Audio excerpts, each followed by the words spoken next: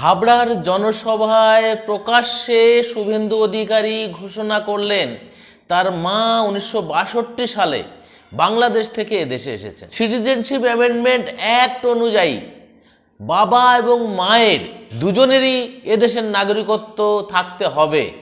আর সেই সূত্র অনুযায়ী শিশির অধিকারী এদেশীয় হলেও 1948 সালের প্রমাণ থাকলেও তার মায়ের কিন্তু প্রমাণ নেই, সে কথা স্বীকার করে নিলেন শুভেন্দু অধিকারী হাবড়া জনসভায়।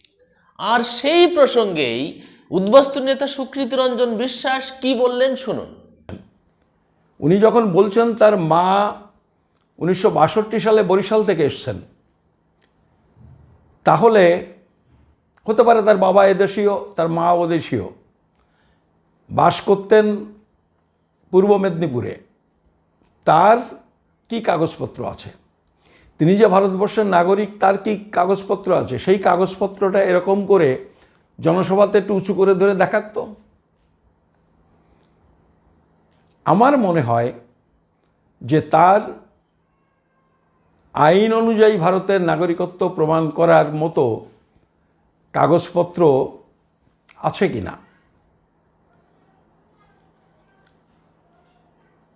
এইটা আমার যথেষ্ট সন্দেহ আছে। আর যদি থাকে তিনি সেটা দেখান।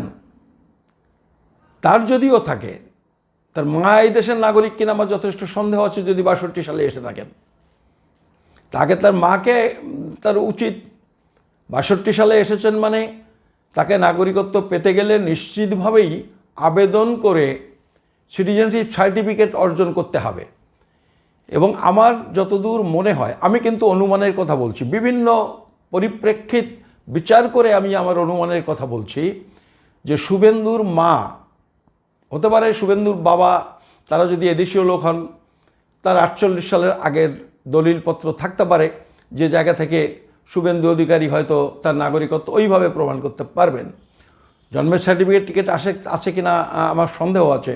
আর থাকলেও যখন জন্মেছেন তখনকার নয়, পরবর্তীকালে যখন মিউনিসিপ্যালিটির নেতা হয়েছেন তার পরিবারের লোকজন তখন হয়তো করেছেন, এমন হতে পারে। কিন্তু আমি সে কথাই যাচ্ছি না, ওটা আমার অনিশ্চিত বলে আমি বলছি না। কিন্তু আমি বলছি শুভেন্দু অধিকারীর মা যদি 1962 সালে বরিশাল থেকে এসে থাকেন, তাহলে শুভেন্দু অধিকারীর মা ভারতবর্ষের নাগরিক নন। যদি বেঁচে থাকেন, মারা যদি গিয়ে থাকেন আমি তো জানি না, তাহলে তার ধরে নিচ্ছি তার মা বেঁচে আছেন। কারণ তার যা বয়স, মা বেঁচে থাকা অস্বাভাবিক নয়। তার বাবাকেও আমরা চিনি। তা তার মা কি নাগরিক? তার মা কি দরখাস্ত করেছেন?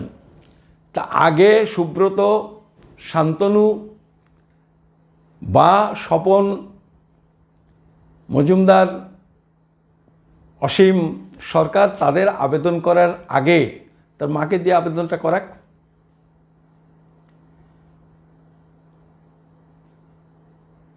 এই আবেদনটা করার পরে সে জনসভাতে বলুক যে এই যে তার কপি আমার মা আবেদন করেছে, একটু দেখাক। শুভেন্দু অধিকারী, কেউ না কেউ আমাদের ভিডিও দেখবেন, তারপরে শুভেন্দু অধিকারীর কাছে বার্তাটা একটু পৌঁছে দিন। শুধু কেবল ষাঁড়ের মতো হক্কা দিলে হয় না।